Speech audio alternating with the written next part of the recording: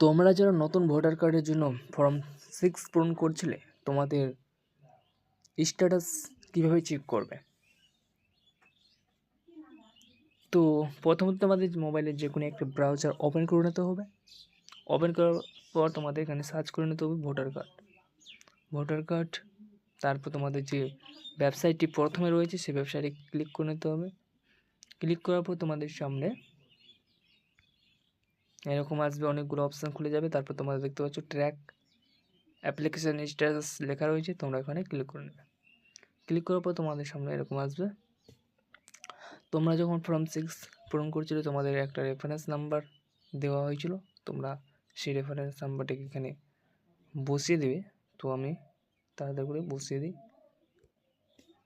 তারপর তোমরা এদিকে আসবে।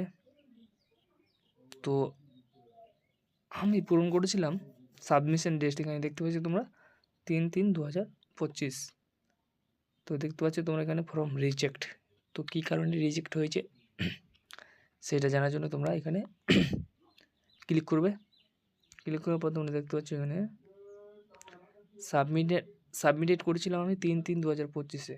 বিএলও অ্যাপয়েন্টেড করেছিল 4/3/2025, আর ফিল্ড ভেরিফাই হয়েছিল 25/3/2025।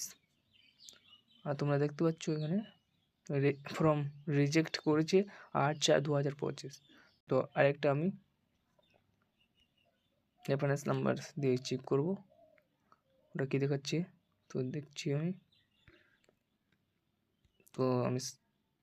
তো দেখতে পাচ্ছ তোমরা